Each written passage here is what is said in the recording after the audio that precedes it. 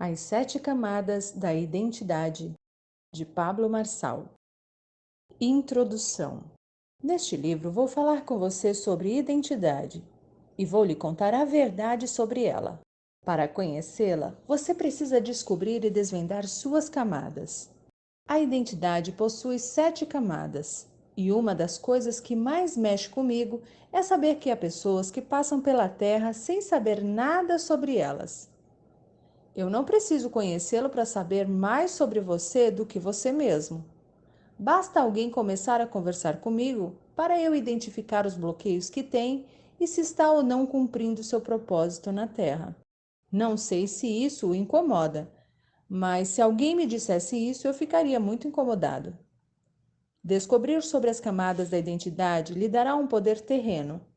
Além de você se tornar uma pessoa livre para cumprir sua missão e propósito, esse poder vai permitir que você olhe para alguém e saiba se ele está ou não vivendo por aquilo que nasceu, pelo seu propósito.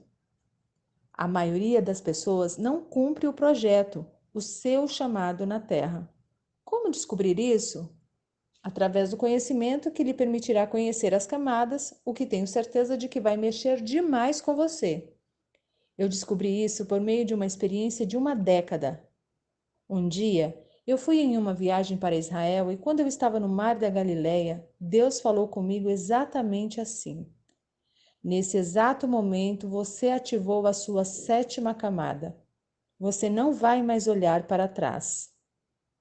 Eu o questionei, perguntei o porquê da 7ª camada e por que só naquela hora. Foi quando ele me mostrou as conexões que eu tinha feito até ali e eu fui ligando os pontos. A identidade não é algo instantâneo, é processual, como um livro. São camadas que precisam ser descobertas uma por uma. Então eu precisei me conectar com pessoas que já tinham suas identidades. Se eu lhe contar sobre identidade, você não vai acreditar. Mesmo se Deus descesse aí agora, como fazia com Adão no Éden, e olhasse nos seus olhos para falar, haveria o sério risco de você não acreditar. Sabe por quê? Porque Deus falou para Adão e ele não acreditou. Todo dia o Senhor falava: Você é minha imagem e semelhança. E mesmo assim, Adão não acreditou. Aprender sobre as camadas da identidade irá destravar a sua mente de uma forma que você nem imagina.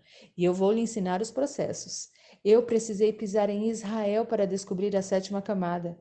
E você vai conhecer todas elas através deste livro. Por isso, aproveite cada momento. A vida é um processo.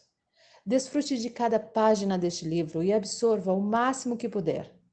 Esta obra é uma viagem, é um despertar. Você passará por um processo. Garanto que ao final desta leitura, você será outra pessoa. O mais surpreendente é que, na verdade, você será quem sempre foi. A única diferença é que hoje você ainda não sabe quem é. Lesh Lehá. E criou Deus o homem à sua imagem, a imagem de Deus o criou. Homem e mulher os criou. Gênesis 1, 27. Camada 1. O projeto. Quem é você para Deus? O projeto é aquilo que Deus fala que você é, e é necessário aceitar isso para destravar a sua vida. Na Bíblia, em Gênesis 1, 26, está escrito: E disse Deus: Façamos o homem à nossa imagem, conforme a nossa semelhança, e domine sobre os peixes do mar, e sobre as aves do céu, e sobre o gado, e sobre toda a terra, e sobre todo réptil que se move sobre a terra. A camada 1 é quando você ouve e concorda com o que Deus fala sobre você. Só isso. Quando você aceita quem é, imagem e semelhança do Criador. A maioria dos pais tem bons projetos para os seus filhos e se frustram quando eles não conseguem o que projetaram. Isso acontece muitas vezes porque os filhos não entenderam o plano dos pais. Não se encantaram, não se conectaram com ele. Por isso não querem segui-lo. Se você tivesse investido tempo em explicar e transmitir para o seu filho a sua visão do todo, ele andaria em unidade com você. Tenho uma dica para os pais. Cuidado para não transferirem suas frustrações para os seus filhos. Não transfiram profissão e chamado, senão vocês irão acabar com a vida deles. Será que seus filhos têm o mesmo chamado que o seu? Falo isso porque sei que alguns pais transportaram para a prole o que queriam ser. Se não chegaram muito longe, passaram pela frustração de não conseguirem ser mais e automaticamente deram para o filho a obrigação de cumprir o chamado que não conseguiram realizar. O problema é que quando você joga a sua responsabilidade nas costas de outra pessoa, isso vira um fardo que a impede de ver o que Deus realmente quer dela. Você precisa estar em unidade com Deus, assim como também precisa estar em unidade com seus pais. Dessa forma, você não vai entrar na onda de ficar resolvendo frustrações dos outros, por mais que esses outros sejam os seus progenitores. Se você é desses que ainda acha que discordar dos pais é desonrá-los, você está enganado. Honrar pai e mãe é aceitá-los do jeito que são, e aceitar não significa dizer amém para tudo. Você precisa se conectar direto na fonte para saber o real motivo pelo qual você foi chamado. Deus tem um projeto excepcional para a sua vida, e quando você entender isso, irá realizá-lo com maestria. Contudo, antes, você precisa estar em unidade com o Senhor. Quando eu falo unidade, não quero dizer união, pois são coisas diferentes, sabia? Vou clarificar para você. Pense nas batatas. Isso mesmo, os tubérculos. Se você tem um saco de batatas, você tem união. Se você tem um purê de batatas, você tem uma unidade. Consegue entender a diferença? União gera dispersão. Unidade gera propósito. É somente através da unidade que você prospera de forma assustadora. Deus já falou quem você é. Não precisa mais acreditar em nada que outra pessoa fale que seja contraditória ao que ele afirmou sobre você. Ele o conhece antes da fundação do mundo. Coloque isso na sua cabeça. Você é imagem e semelhança dele. Aceitar o que o Criador falou sobre você já destrava essa primeira camada, mas não completamente. Para concluir, você precisa mais do que só ouvir. Você precisa viver, ter experiências. Estas lhe trarão resultados reais. Assim você vai enchendo a primeira camada. Só quando transbordar é que você irá passar para a próxima. Se não fizer isso, não vai conseguir evoluir, ir para a próxima fase, ou seja, para a próxima camada. O nome desse livro já diz: As 7 Camadas da Identidade. Você quer saber como eu descobri isso? Quando uma mulher faz uma cesárea para ter um bebê, são cortadas 7 camadas de pele. No seu cérebro também há 7 camadas. Deus criou o mundo em 7 dias. Por isso, fique muito atento ao número 7. 7 significa plenitude. Esse número significa está completo. A primeira camada é o projeto, ou seja, Deus falou e acabou a conversa. Quando comecei a equalizar isso, eu avaliava se o que as pessoas falavam sobre mim tinha a ver com o que o Senhor falava. Se aquilo estivesse abaixo do que ele pensa a meu respeito, eu simplesmente ignorava. Se Deus falou, já é. O fato de você não experimentar a plenitude da sua essência é culpa sua. Mas pode ficar em paz. Ele já falou. Você não precisa colocar a mão. Já está feito. Deus não vai pensar se vai liberar a sua identidade, pois você já é. Não vai acontecer. Já está acontecendo. Jesus não surgiu no dia em que nasceu de Maria, pois ele já é. Quando você entende isso, consegue vê-lo em tudo, o que fará uma diferença violenta no seu processo. Você não é um animal racional. Pessoas pensam e dominam sobre os seus pensamentos. Camada 2. Autoimagem. Como você se vê? Autoimagem significa como você se vê. O problema é que 80% do mundo tem problemas com a autoimagem. Acham que acreditam na camada 1, no que Deus falou, só que, na verdade, não possuem experiências com o Criador.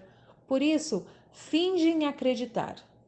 Sem a revelação de quem são, imagem e semelhança de Deus, é certo que terão uma visão distorcida de si mesmos. Por que distorcida? Porque a autoimagem não é como você se vê ou algo que você mesmo tenha criado, mas se refere à forma com a qual você enxerga através do que as pessoas em quem confia disseram a seu respeito. Preste atenção em uma coisa. Às vezes, a insegurança do seu pai ou da sua mãe configurou você de uma forma errada e falaram tanto que você acreditou. As pessoas em quem você confia não pedem passagem para entrar no seu cérebro. Esse já fica aberto para elas. Por isso, elas são as únicas que o machucam. Para que você não tenha dúvidas do que eu estou falando, imagine-se numa conversa com um mendigo ou um desconhecido. Do nada, ele fala que sonhou na noite anterior que você havia morrido. Certamente você não vai se importar com isso. No entanto, se a sua mãe, após acordar, estiver sentada no sofá olhando para você e disser: Eu sonhei que você vai morrer. Isto é o suficiente para você não sair de casa. Você confia na sua mãe e crê em tudo que ela fala, por isso se vê sem alternativas. Se ela fala que você vai morrer, você crê que vai morrer. Tudo isso porque você acredita. Quero reforçar que a intenção de seus pais, quando falam algumas coisas, geralmente é positiva, mas tais coisas fazem parte apenas do mundo deles. Não é porque são seus pais que você tem que acreditar no que eles disserem. Sabe o que você tem que fazer com sabedoria e respeito? Questionar. Quando você lhes pergunta qual foi a intenção deles por trás de suas palavras, isso não é desonra.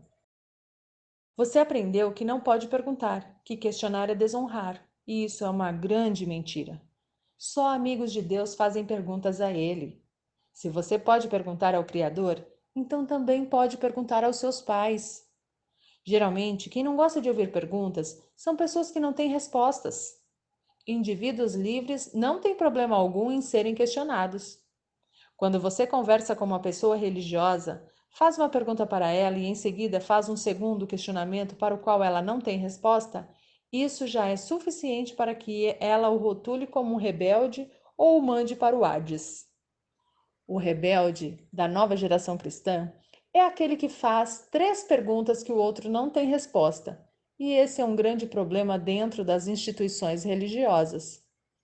Como a autoimagem é uma formação de opinião sobre si mesmo que não foi produzida por você, mas por tudo que disseram a seu respeito, você precisa ficar atento à liderança que influencia a sua vida, pois se disseram coisas ruins, você terá uma autoimagem distorcida. Se essas coisas ruins foram ditas por quem você confiava ou que exercia alguma autoridade sobre você, é certo que isso teve muito peso na formação da sua autoimagem. O que o seu irmão mais velho falou quando você era pequeno talvez tenha sido o que você se tornou hoje. O que o seu pai falou, o que a sua mãe falou, o que as pessoas que cuidaram de você falaram foi o que formou a sua autoimagem. Se a sua professora falou que você era um burro, essa provavelmente é a forma que você se vê até hoje. As camadas 1 e 2 da sua identidade precisam ser equalizadas, ou seja, sua autoimagem precisa corresponder com a forma com a qual Deus o vê. Vou contar um segredo sobre isso que vai destravar uma coisa muito louca em você e vai fazer com que você não consiga mais enxergar feiura em ninguém. Todo ser humano é a imagem e a semelhança de Deus. Então, se você falar que uma pessoa é feia, estará pecando contra ele. Se todos se assemelham ao Senhor, tem algo errado quando você acha alguém feio. O problema está no seu olhar, que é impuro, pois você não consegue ver Deus na pessoa. O fato de você olhar para uma pessoa e esta não lhe agradar só pode ser explicado por 2 motivos básicos. Ou ela não corresponde às suas expectativas pessoais, ou ela está desconectada de sua própria autoestima, o que a faz se comportar de forma desconexa da autoimagem. Isso quer dizer que, mesmo que uma pessoa tenha dinheiro e se vista com boas roupas, se sua autoimagem estiver desconectada daquilo que Deus pensa sobre ela, parecerá feia e não causará uma boa impressão. Quando você descobre essas 2 coisas, sua compaixão é ativada. A pergunta é: quem é feio se todos nós somos imagem e semelhança dele? Quando rotulamos alguém como feio, é como se disséssemos para Jeová que ele não soube fazer direito. Você lhe diria: o seu croquis na criação está errado? É muita arrogância do ser humano achar que pode fazer esse tipo de crítica ao Senhor, dizendo que alguém é feio ou que o dia deveria ter 40 horas ao invés de 24. Quando o Criador do céu e da terra fez as estações do ano, não pediu a sua opinião. O fato de você ser uma pessoa desorganizada e procrastinadora não quer dizer que Deus estava errado no que fez. A bagunça é só sua. Certamente você já desejou que o dia tivesse 30 ou 40 horas para sua enrolação ser ainda maior. A verdade é que o que você não faz em um dia, não fará em uma semana. O que você não faz em um ano, não fará em 10. A bagunça é sua. Passou um ano e você não deu conta? Fique em paz, em 10 anos você não dará conta também. O Criador fez tudo perfeito. Eu amo falar isso. Ele só o fez no sexto dia porque não quer saber da sua opinião. Se ele formasse no primeiro dia, você iria reclamar que o sol estava muito quente e que não gostou de tal animal. Por isso ele fez tudo primeiro e depois criou o homem para dominar sobre tudo. Está escrito na Bíblia: qualquer coisa que foi feita antes do sexto dia é dominada. A maioria das pessoas é dominada. É como se tivessem sido criadas no quinto dia. Eu vou revelar algo sobre sua identidade para chocar. Está pronto?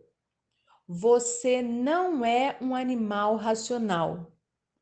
Essa é a maior mentira que você aprende na escola. Uma mentira chamada de teoria da evolução, criada e difundida por Charles Darwin e Karl Marx, os caras mais nada a ver do mundo. Essa mentira foi criada e propagada para mantê-lo distante da identidade do Criador. Aprenda! Animais foram feitos no quinto dia. O homem, imagem e semelhança de Deus, no sexto. Por isso os humanos dominam sobre todas as coisas. Se você acredita que é um animal racional, avise para todo mundo que você foi feito no quinto dia. Mas eu, Pablo, e a galera que sabe da sua verdadeira identidade e origem foram feitos no sexto dia. Se você acredita que foi criado no quinto dia, você é dominado. Se você foi feito no sexto, domina sobre todas as coisas. Foi assim que o Senhor falou.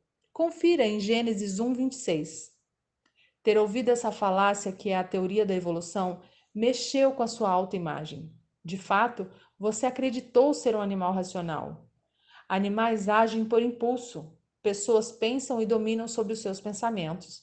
Você não é um animal. Você é a imagem e semelhança do Criador. Pessoas dominam sobre o pecado, mas há quem seja grilado com o diabo. Existe um jeito de anular as ações dele na sua vida. Basta parar de pecar, porque é o pecado que alimenta os demônios. Se você vive achando que o diabo não existe, é porque você dá um monte de ração para ele todos os dias. Quando você entende a sua identidade, fica revoltado e fala: Diabo, eu não vou te dar comida. Você não é passarinho para ficar aqui perto de mim e eu não vou te alimentar. Para equalizar as camadas 1 e 2 da sua identidade, você precisa entender que nasceu para dominar e não para ser dominado. Somente quando estiver conseguido se enxergar como Deus o enxerga, estará pronto para a próxima camada, que é o autoconhecimento. Camada 3: Autoconhecimento. Autoconhecimento é pular para dentro de si. Existem vários caminhos para você trilhar: para frente, para trás, para cima, para baixo, para a esquerda, para a direita, para vários lados. Há 360 graus de direção. Mas aprenda uma coisa: só há um caminho necessário, que é para dentro de si mesmo. Jesus mora dentro de você, por isso, ele é o único caminho. Aquele que crê em mim, como diz a Escritura, do seu interior fluirão rios de água viva. João 7,38. Investigando a si mesmo. A terceira camada da sua identidade é o autoconhecimento, que diz respeito a você. Trata-se do que Deus falou para Abraão em Gênesis 12:1. Sai da tua terra, da tua parentela e da casa de teu pai, para a terra que eu te mostrarei. A tradução em hebraico é diferente, e a primeira parte é chocante. Lesh Leha, que significa saia para dentro de ti mesmo. Autoconhecimento. Quando Deus dá a Abraão a instrução para sair de sua parentela Isso significava romper com o que as pessoas tinham falado sobre ele, o que certamente distorcia sua autoimagem. Eu imagino o senhor falando assim: é o seguinte, você é um cara covarde e jamais tomaria essa iniciativa por si mesmo, mas faça o que estou falando. Quando você obedecer, eu vou romper esses seus limites junto com você e te mostrar quem te criei para ser. Será que você dá conta de ouvir a voz de Deus falando agorinha, Lesh Lehá? Estou com você nessa. Em toda a história, Abraão agiu como um covarde. Como um homem com esse atributo se torna um pai da fé, somente rompendo seus próprios limites. Deus já o enxergava assim e não via as dificuldades que ele tinha. Aprenda este código. O Senhor não olha para suas dificuldades. Ele não está nem aí para isso, pois o vê reinando. Ele não se importa com a sua fase agora. Não acha que você seja um coitado. Não fica olhando para as suas limitações, que são só suas, estão apenas na sua cabeça e é você quem as inventa. Ele olha para você do reino e fala: pode ir que eu estou te vendo daqui e estou com você. Chega de balelas. Camada 3. Autoconhecimento. Investigando a si mesmo. A terceira camada da sua identidade é o autoconhecimento, que diz respeito a você. Trata-se do que Deus falou para Abraão em Gênesis 12:1. Sai da tua terra, da tua parentela e da casa de teu pai, para a terra que eu te mostrarei. A tradução em hebraico é diferente, e a primeira parte é chocante. Lesh Lehá, que significa saia para dentro de ti mesmo. Autoconhecimento. Quando Deus dá a Abraão a instrução para sair de sua parentela, isso significava romper com o que as pessoas tinham falado sobre ele, o que certamente distorcia sua autoimagem. Eu imagino o senhor falando assim: é o seguinte, você é um cara covarde e jamais tomaria essa iniciativa por si mesmo, mas faça o que estou falando. Quando você obedecer, eu vou romper esses seus limites junto com você e te mostrar quem te criei para ser. Será que você dá conta de ouvir a voz de Deus falando agorinha, Lesh Lehá? Estou com você nessa. Em toda a história, Abraão agiu como um covarde. Como um homem com esse atributo se torna um pai da fé? Somente rompendo seus próprios limites. Deus já o enxergava assim e não via as dificuldades que ele tinha. Aprenda este código. O Senhor não olha para suas dificuldades. Ele não está nem aí para isso, pois o vê reinando. Ele não se importa com a sua fase agora. Não acha que você seja um coitado. Não fica olhando para as suas limitações, que são só suas, estão apenas na sua cabeça e é você quem as inventa. Ele olha para você do reino e fala: pode ir que eu estou te vendo daqui e estou com você. Chega de balelas. Se Cristo mora dentro de você, por acaso você já lhe perguntou o que ele está fazendo aí? Saiba que é do seu interior que tudo flui na sua vida. O fato de você não romper com suas limitações tem a ver com não olhar para dentro de si. Enquanto você não fizer essa viagem interior e se encontrar com o Criador, você não vai ser destravado nem destravará os outros. É dentro de você que está a chave. Abraão, mesmo já tendo experiências poderosas com Deus, não destravava. Então o Senhor lhe deu uma instrução e disse: agora vai lá e aprende, Abraão. Ele teve que fazer besteiras na vida para ir se destravando. Uma das coisas mais chocantes da história desse pai da fé é que Deus mandou que ele saísse de onde estava para um lugar que só lhe seria indicado durante o caminho. Se o Eterno falasse para ele ir para o pior lugar da terra, você acha que ele iria? Seria como mandar você sair do seu país para outro com uma realidade econômica inferior à do seu. O Brasil é próspero, é a nação que tem mais commodities do mundo. Temos cidades aqui como Goiânia, a minha terra, que tem o PIB superior ao de muitos países. Imagine que você recebeu uma instrução para sair de Goiânia e ir para o Afeganistão. Você não iria de jeito nenhum. Por isso, Deus não mostrou para Abraão onde ele iria. Quando o Senhor mandou Abraão sair, dizendo que mostraria o destino, estava afirmando que a prosperidade não tem a ver com o lugar, mas com quem você é. Deus mandou Abraão sair da Mesopotâmia, que era o lugar mais próspero na época, como os Estados Unidos de hoje, e o enviou para Canaã, que era uma terra de maldição. Deus estava falando que quem carrega a prosperidade é você. Quando entendemos isso, o lugar que tocamos com nossos pés ou mãos prospera. Vou explicar novamente. Primeiro, siga o caminho para dentro de si. Depois, rompa com as limitações que criaram na sua cabeça e que você acreditou. Na hora em que você encontrar o rio de águas vivas que está dentro de você, ninguém será capaz de paralisá-lo. O lugar em que você estiver irá prosperar. Essa camada para mim é a mais bruta que existe, porque nela ninguém pode fazer nada por nós. Na camada 1, Deus o define. Na 2, seus pais, familiares ou professores o definem. Na camada 3, ninguém vai falar nada. Você vai ter que fazer seu caminho por decisão própria. Grave isto. Camada 1, Deus falou. Camada 2, meus pais, parentes e professores falaram. Camada 3, ninguém vai falar nada, você vai ter que fazer. Rompemos limites com ações e não com palavras. Vai lá e rompe.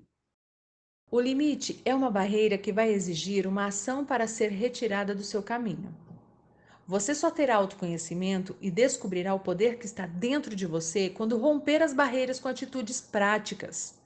Se você perguntar para um grupo de pessoas quem já ultrapassou a marca de R$ 1 milhão em patrimônio, poucos terão uma resposta afirmativa. É curioso observar essa situação sob a ótica da Bíblia Sagrada, porque ou a Bíblia inteira está errada ou as pessoas estão mentindo.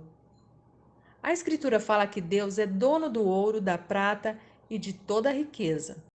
Quando Salomão orou por sabedoria e foi atendido, se tornou o homem mais rico da terra. O livro de Apocalipse fala que as ruas da Nova Jerusalém são de ouro. O trono de Deus é revestido de ouro. Então, há alguma coisa errada com você, que ainda não tem um patrimônio. Não estou falando de ser milionário, porque ser rico é muito mais do que ter dinheiro. Existem pessoas que acham que o rico não vai entrar no reino dos céus. E se você pensa isso, precisa quebrar essa crença de pobreza que lhe venderam como uma verdade. O versículo bíblico que faz menção a essas palavras do próprio Jesus era uma advertência ao entorpecimento da alma provada pelo dinheiro. Jesus só pegou no pé do jovem rico porque o Deus dele era chamado Mamon e o dinheiro dele não tinha um propósito. Isso é tão verdadeiro que quando o jovem rico disse que cumpria os 10 mandamentos, Jesus fez um teste com ele, mandando que desse tudo o que tinha, e ele não fez. O primeiro mandamento é amar a Deus. O jovem rico amou um Deus chamado Mamon, que é o Deus do dinheiro, e não a Jesus, que estava na frente dele. Se amasse o mestre, teria obedecido e dado as suas riquezas aos pobres, sem se incomodar. Existem muitas crenças que limitam seu avanço nessa terra. Se você não romper com elas, vai acabar com a sua vida. Trago outra crença que você aprendeu dentro da igreja. Maior é o que serve. Esta é outra frase do próprio Jesus. A maioria dos cristãos a interpreta de forma errada, pensando que precisa varrer o chão por toda uma vida, porque maior é o que serve, ou que precisa se submeter a líderes eclesiásticos autoritários para ser grande no reino de Deus. Isso é um engano que tem travado a vida de muitas pessoas que conheço. Maior é o que serve significa crescer em graça, sabedoria e entendimento e servir famílias, cidades, nações. Servir o mundo inteiro com um propósito.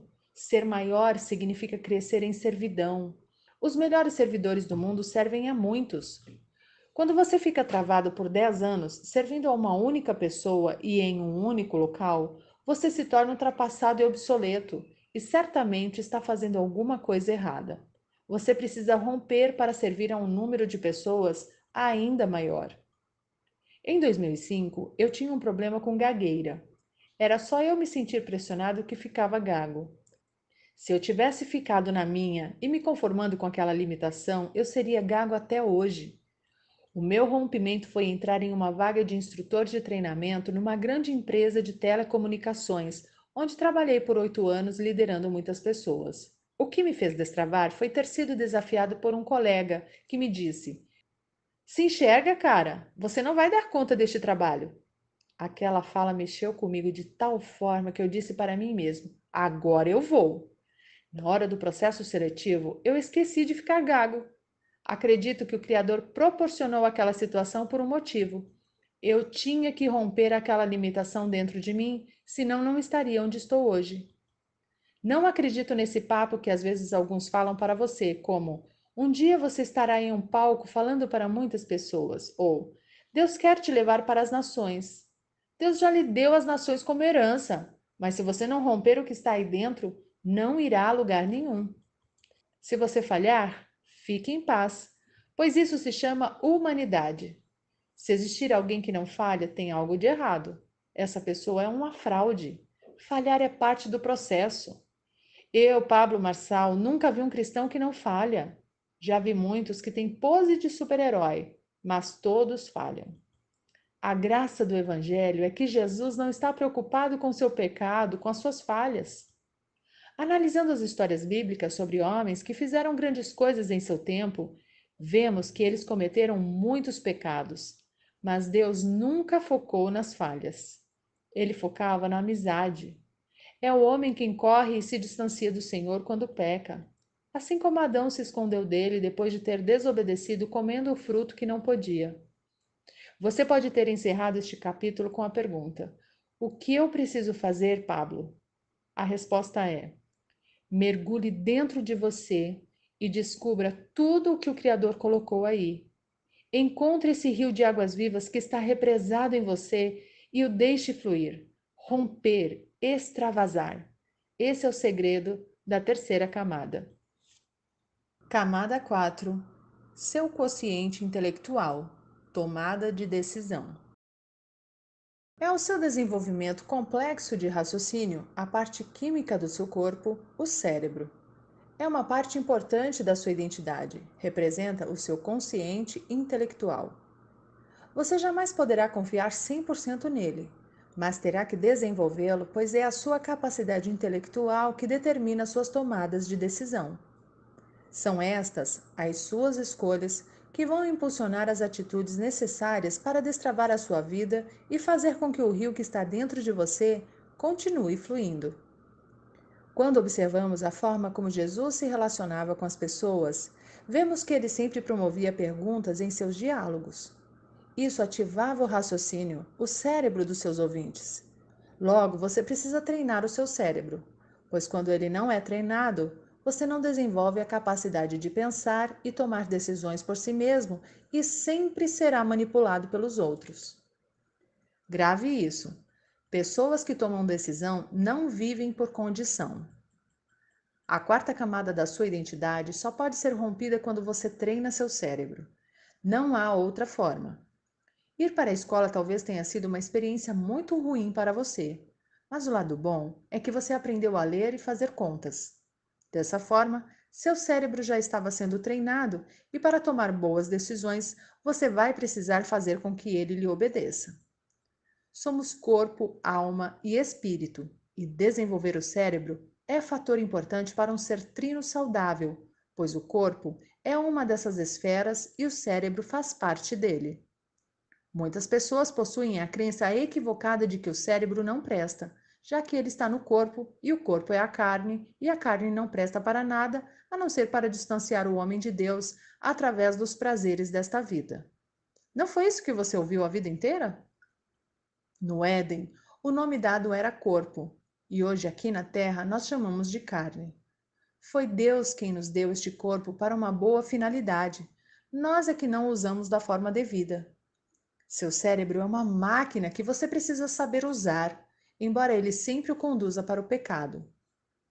Tecnicamente, o cérebro inclina para o pecado porque tem um viés cognitivo chamado raciocínio pendendo para a esquerda, que é o lado da razão. As coisas que são espirituais não transitam nesse lado, mas no direito, emoções. É por isso que na Bíblia Sagrada está escrito: o coração do sábio o inclina para a direita, mas o coração do tolo o inclina para a esquerda. Eclesiastes 10:2. As pessoas leem a Bíblia uma vida inteira e não conseguem entender o significado desse versículo, que se refere simplesmente ao lado do seu cérebro que está dominando sua vida. Quem escreveu a Bíblia nunca entendeu de neurociência, mas o Pai que inspirou os escritores sempre entendeu, afinal, é o Criador de todas as coisas. O que a Bíblia está dizendo é que se você quer andar somente usando a sua razão e o seu raciocínio, você é um tolo. Uma pessoa que leva um tapa no rosto usando somente seu lado esquerdo do cérebro, com certeza vai querer bater de volta, revidar. Entretanto, Jesus ensinou a não reagir dessa forma. Pelo contrário, Jeová disse: dê a outra face. Se alguém pedir-lhe para caminhar 1 milha com ele, ande 2. Só pode dar esse conselho alguém que tem sabedoria, que usa o lado direito do cérebro. Pode ser que não revidar não faça qualquer sentido para você, mas eu quero desafiá-lo a começar a ter atitudes loucas como essa e a experimentar o poder do amor e da obediência. Eu, Pablo Marçal, garanto que algo extraordinário vai acontecer na sua cabeça. Você vai começar a destravar sua mente para ver as coisas num nível de sabedoria que poucos experimentam. Só para você entender o princípio, Jesus nunca cometeu pecado e veio à Terra para pagar pelos erros de toda a humanidade. Quer coisa mais louca e surpreendente do que essa? Mais de 2000 anos depois, estamos nós falando dele vivendo nos princípios que ele ensinou. Naquela época não tinha internet, ou seja, ele não ficou famoso do dia para a noite. Jesus foi e ainda é o cara. Para desbloquear esta camada, você vai ter que botar seu cérebro para funcionar utilizando os dois hemisférios, o lado direito e o lado esquerdo, de modo a aprimorar sua capacidade de tomar decisões. Estas, muitas vezes, serão consideradas loucura para quem não está na mesma frequência que você, mas vão levá-lo para outro nível de resultados. Camada 5. Quociente emocional. Sua alma, governo. Existem muitas pessoas inseguras acerca da alma que dizem que ela é do diabo. Eu quero que saiba que nada é do diabo, pois ele não é criador de absolutamente nada. Você nem pode dizer que determinada pessoa é do diabo, porque ela é criação de Deus, e quem vai condená-la ao final de tudo é ele mesmo, não você. O diabo não cria nem mesmo música. Todos os sons e instrumentos que você conhece têm apenas um dono: Deus, o Criador. O diabo não tem criatividade, é um falsificador. Portanto, pare de falar que as coisas são do diabo. Isso é mania de quem não tem autorresponsabilidade e quer culpá-lo por tudo.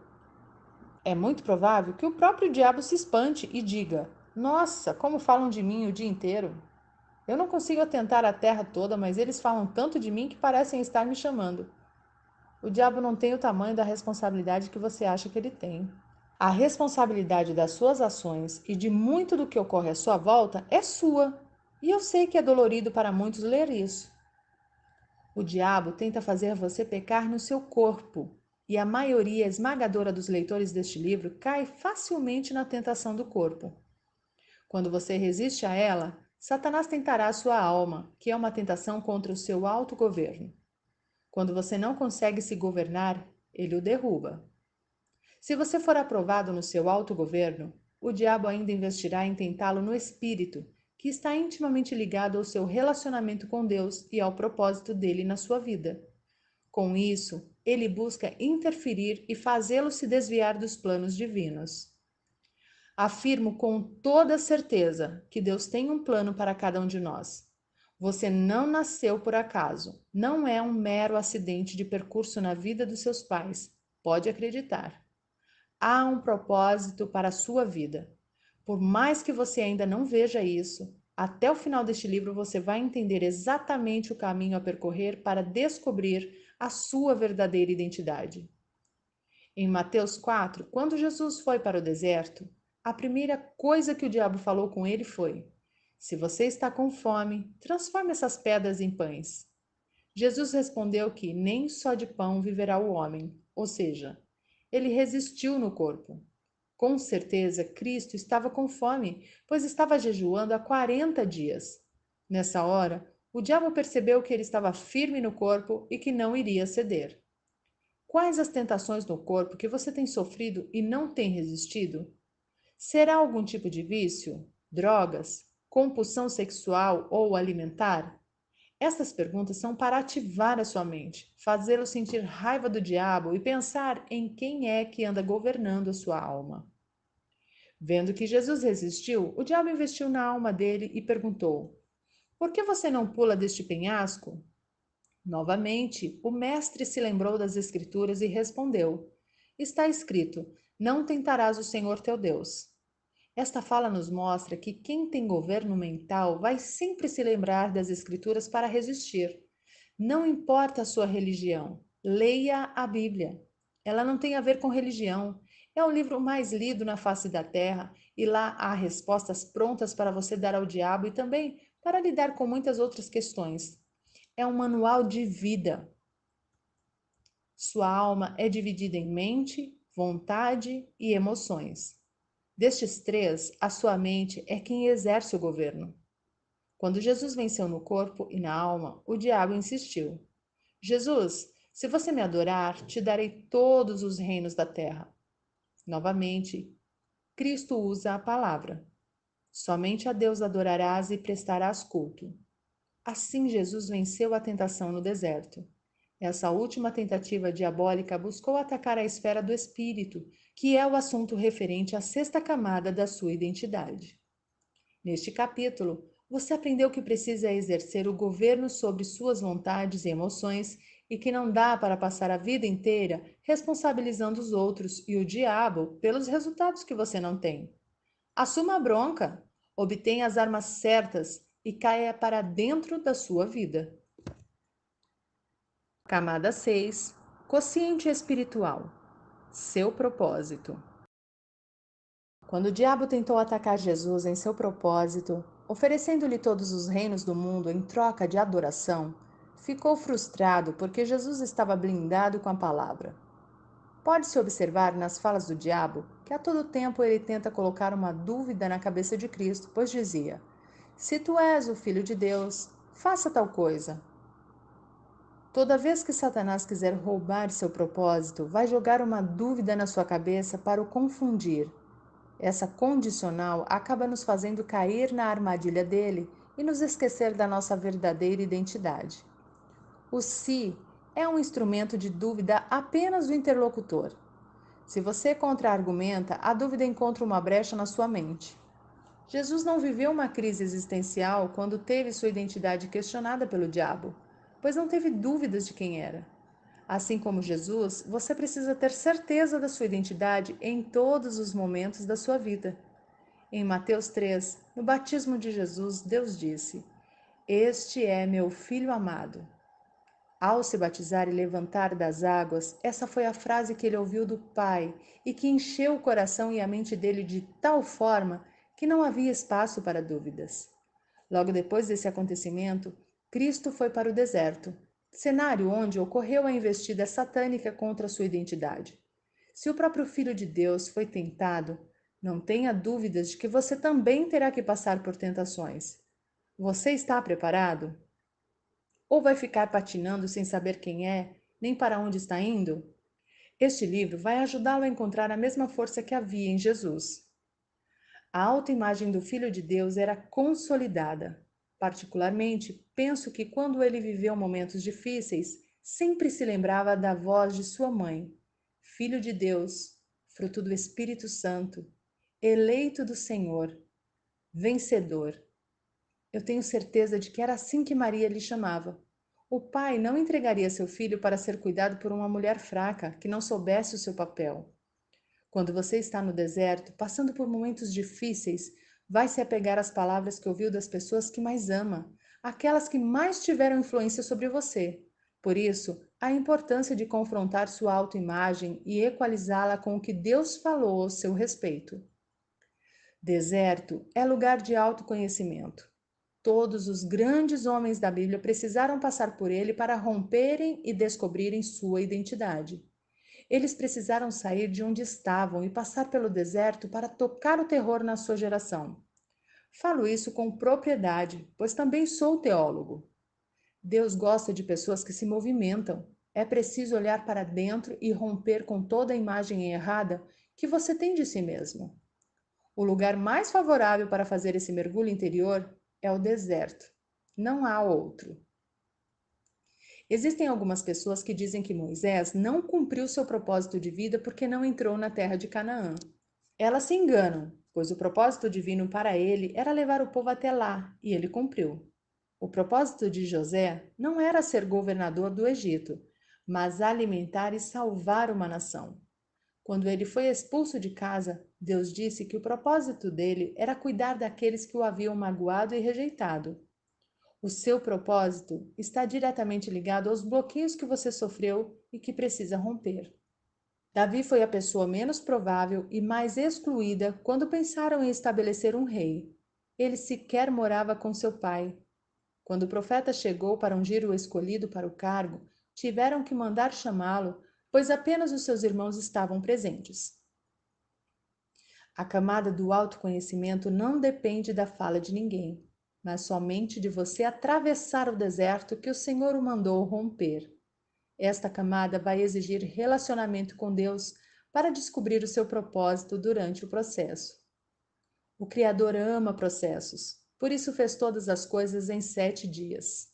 É por amar processos que nós nascemos pequenos e vamos crescendo até a fase adulta. As árvores não nascem grandes e cheias de frutos, por exemplo. O princípio da semeadura é um processo. A vida é um processo.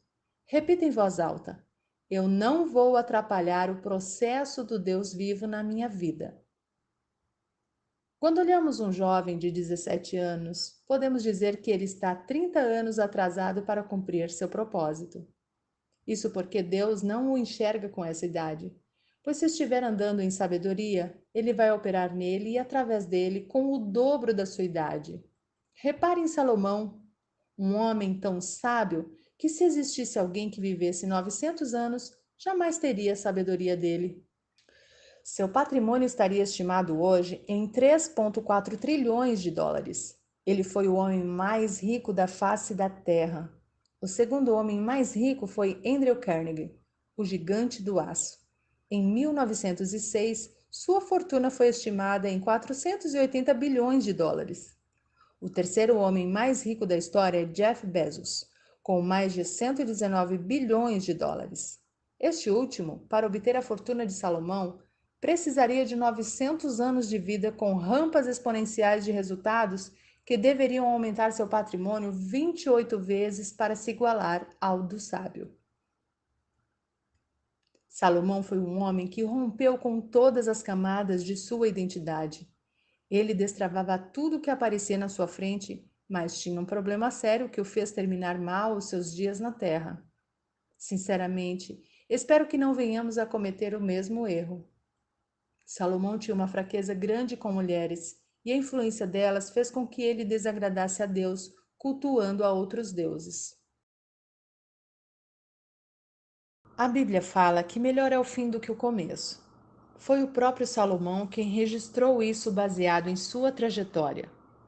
Este é um dos segredos da sabedoria. Faça as coisas com calma e cautela e domine os seus instintos para continuar crescendo. Não admire demais o Salomão de Provérbios e não entre em depressão com o Salomão de Eclesiastes. Ambos os livros foram escritos pela mesma pessoa em momentos distintos. Esse homem tinha sabedoria, mas não era a sabedoria. São coisas diferentes. Eu sou um estudioso da vida de Salomão, e o maior código que ele nos deixou foi esse: é melhor o fim do que o começo das coisas. Imagine um jovem de 17 anos que esteja namorando. Ao ser perguntado se é melhor o fim ou o começo do namoro, ele responderá instantaneamente que é o começo. Isso mostra que ele ainda está na camada 4, que é seu coeficiente intelectual. A capacidade de raciocinar ainda não está completamente desenvolvida. Afirmo isso pelo seguinte motivo: todo começo de namoro é bom para todo mundo, porém o fim dele pode ser um livramento ou um noivado. Logo, melhor é o fim do namoro. Em ambos os desfechos, com certeza foi melhor que o começo. Também é melhor o fim do noivado, pois ou você recebeu um grande livramento e terminou aquilo que ia ser um eterno fardo, ou terminou porque se casou com a pessoa que Deus aprovou para você. Não se escandalize com essa pergunta. É melhor o fim ou o começo de um casamento? Quero que você realmente pense nisso. Qual é o fim de um matrimônio? A morte. Isso para aqueles que se unem debaixo da instrução de Deus e seguem os padrões do céu para um casamento. Depois da morte, alcançamos a vida eterna em Cristo Jesus. Percebe que é melhor o fim do que o começo? Não entender esse segredo de Salomão pode levá-lo a ficar preso em alguma camada e não perceber que precisa avançar para destravar as outras que o conduzirão à sua identidade para viver a plenitude, que é a última camada. Neste momento, quero sugerir uma pausa para identificar quais foram os bloqueios que você sofreu até aqui. Quem foram as pessoas que o bloquearam? Depois de identificar isso, seu próximo passo é perdoá-las e ressignificar suas experiências. Ressignificar é entender que tudo o que você viveu foi um estágio para potencializar seu propósito na Terra. A partir de agora, assim como José do Egito, você será a solução e não mais o problema daqueles que o bloquearam. Camada 7. Plenitude. Transbordo, descanso, desfrute. Identificamos que alguém chegou nesta camada quando Deus lhe pede para dar o que tem para alguém e o indivíduo prontamente obedece. Quando o Senhor dá ordens assim, você tem o direito de perguntar por quê, e ele certamente vai lhe revelar todos os motivos. Saiba que o Senhor não tem problema em ouvir e responder às suas perguntas. O que o aborrece é quando você desobedece, pois isso mostra falta de confiança de sua parte. A plenitude é uma camada que chamo de transbordo. Dia desses, dei um iPhone de última geração para minha esposa. Na mesma hora, ela pegou o aparelho que estava usando e semeou na vida de uma colaboradora, que é seu braço direito. Isso é transbordar. Quando Deus der a você coisas novas, não retenha o que está sobrando. Sempre transborde na vida de outras pessoas. Aprenda que melhor é dar do que receber. Esse é um princípio bíblico que precisa ser seguido se você quiser ser uma pessoa plena. Viver a plenitude é não reter em excesso aquilo que Deus lhe dá. Ele vai entregar a você mais do que precisa exatamente para que você transborde na vida das pessoas. Existem coisas enterradas dentro de você porque há uma confusão. Suas posses não têm a ver com você.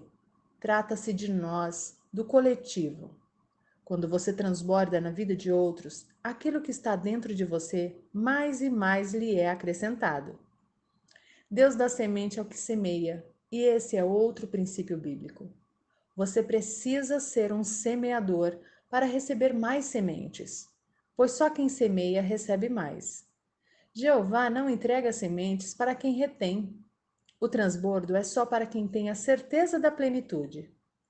Quando a sabedoria está fluindo, não há retenção. É algo maior do que você que afeta a todos ao seu redor e volta para você. Ao contrário, uma pessoa escassa é como uma caixa d'água com vazamento. Nunca fica cheia. Lhe faltam recursos, por isso jamais poderá transbordar. Transbordar é entender que Deus o chamou para afetar positivamente a vida das pessoas que estão à sua volta. Não é sobre ser milionário, e eu espero que você não ache que há algum pecado nisso. Para mim, pecado é quando você tem riquezas e as retém. Para você que quer fazer seu primeiro milhão, segue uma dica. Tenha uma ideia de R$ 1.000 e a venda para 1.000 pessoas. É simples assim. Quero compartilhar um fato que marcou minha vida que aconteceu no método IP 48 na cidade de São Paulo. Fui abordado por um rapaz no local do evento que queria entrar para fazer o curso e não tinha dinheiro. Depois de falar várias coisas que o impossibilitavam de pagar o treinamento, ele me perguntou se eu acreditava nele. Na mesma hora, respondi que não, pois quando alguém lhe faz essa pergunta, significa que nem ele acredita em si mesmo. Guarde isso. Você não precisa que ninguém acredite em você, pois Jeová já o fez desde antes da fundação do mundo. Por isso, você não precisa da aprovação dos outros. Quando eu respondi que não, ele abaixou a cabeça e foi embora. Pedi para que ele voltasse. O confrontei, dizendo que Jeová sempre acreditou nele e o instruí a não abaixar a cabeça para ninguém. Perguntei quem ele era e qual era a sua verdadeira história. Ele me contou que era um ex-traficante e que tinha acabado de sair da cadeia. Perguntei quanto ele tinha para semear naquele curso, pois não abro mão desse princípio bíblico. Ele fez um pagamento simbólico, plantou uma semente e entrou para participar do treinamento. Durante todo o curso, aquele rapaz ficou atrás de mim para que eu o desbloqueasse, mas meu coração estava fechado para ele e eu não entendia o porquê. No meio do curso, ele se levantou e falou para toda a turma quem ele era.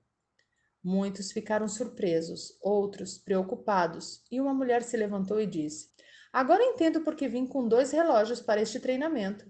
Ela tirou um relógio do pulso e deu para aquele rapaz, dizendo: Deus mandou te dar esse relógio e te dizer que é um novo tempo em sua vida. Naquele momento, Deus me mandou doar R$ 1 milhão para ele. Achei que era Lúcifer que tinha entrado no treinamento, mas isso não era possível, pois eu ando colado com Jeová. Então perguntei: Senhor, como é que vou dar R$ 1 milhão se ele nem sabe o que é dinheiro? E ele me respondeu: Você vai dar a ele uma semente de R$ 1.000 e lhe ensinar a plantar e replantar essa semente para que ele se multiplique até 1 milhão. Não é para ele comer a semente, mas replantar. Quando fiz essa doação na frente de toda a turma, vivemos um grande quebrantamento. Várias pessoas se levantaram para ajudar aquele rapaz, oferecendo emprego e outras coisas. O Senhor pode fazer coisas absurdas em sua vida, mas você precisa identificar o que Ele está fazendo. Aprendi muitos códigos de Deus com esse fato. Houve outro momento marcante que vivi também no método IP. Um dia, eu estava sem nenhum dinheiro na carteira. Saindo de casa para dar o treinamento, Jeová me disse: Coloque um tanto de dinheiro na sua carteira. Eu não precisaria dele, mas nem questionei, apenas obedeci. Quando eu estava no treinamento, o Senhor me disse para dar R$ 100 para uma mulher que estava participando do evento e dizer que o dinheiro era para ela comer. Quando lhe ofertei o dinheiro e dei o recado de Jeová, ela se recusou a receber, dizendo que iria me fazer falta. Passado mais algum tempo, ele me mandou dar R$ 200 ao passo que novamente ela se recusou em receber. Naquele momento, alguns alunos começaram a chorar e já pegaram este código no ar. Às vezes, Deus dá até o que você não precisa para fazê-lo transbordar e você não quer aceitar. Quando ela se recusou a receber o dinheiro pela segunda vez, comecei a achar que era coisa da minha cabeça e disse: Vou parar com isso.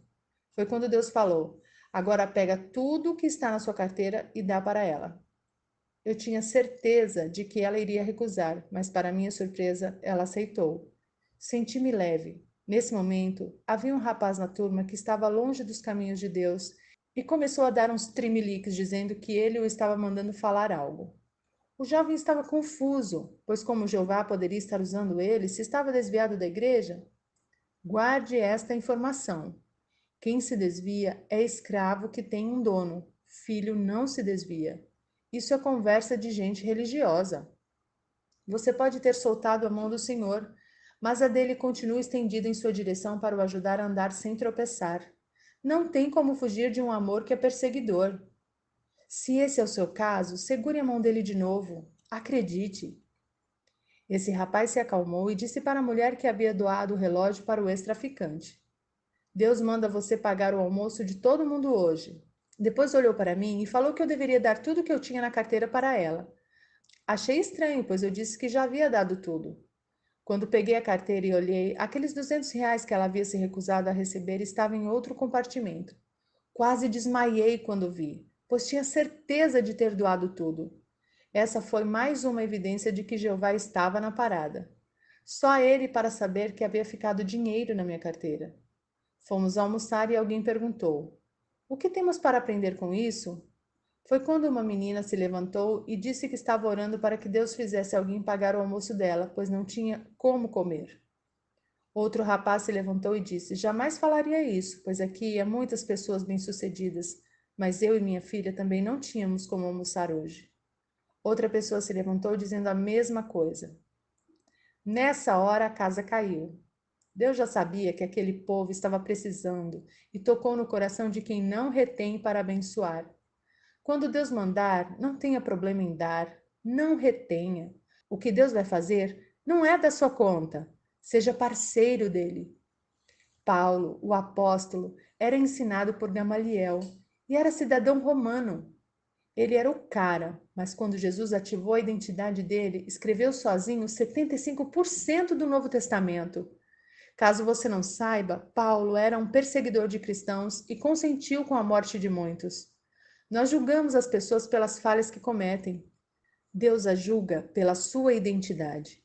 Chega um dia em que você descobre o que ele já sabe a seu respeito, e a partir de então, nada mais é capaz de segurá-lo.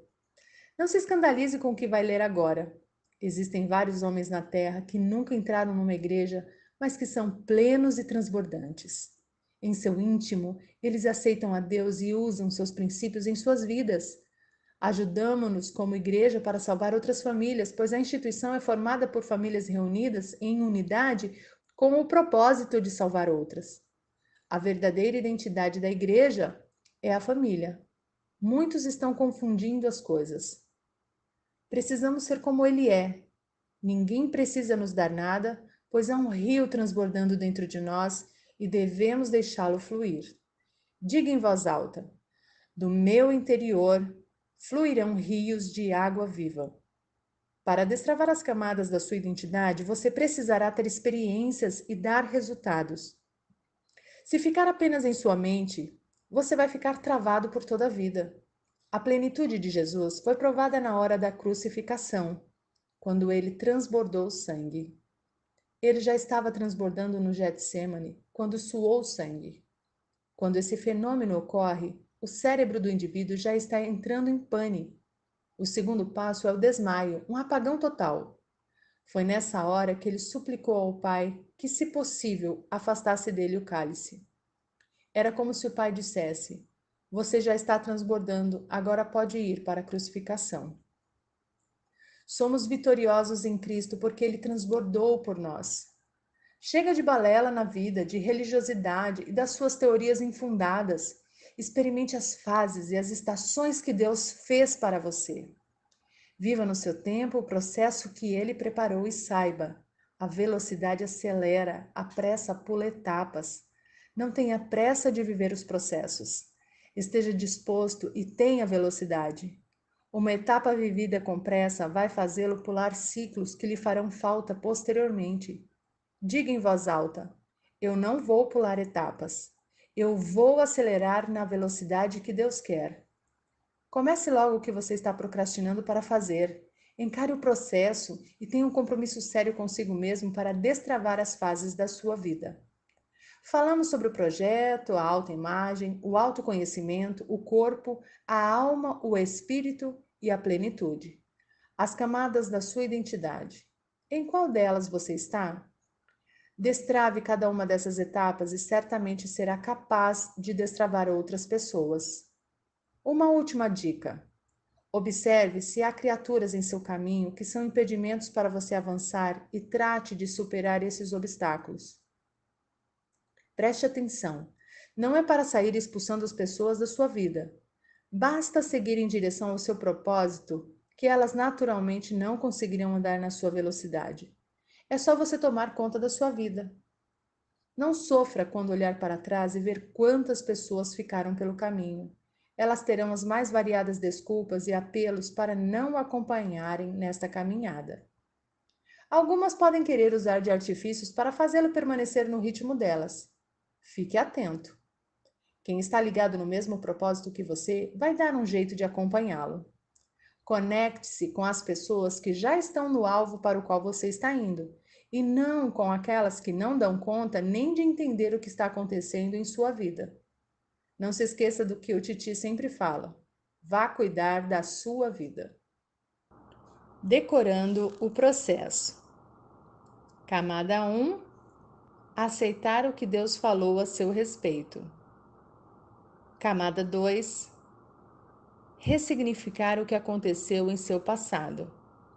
Camada 3: agir, pular para dentro de si mesmo. Camada 4: decidir matar as demais opções. Calcule uma saída.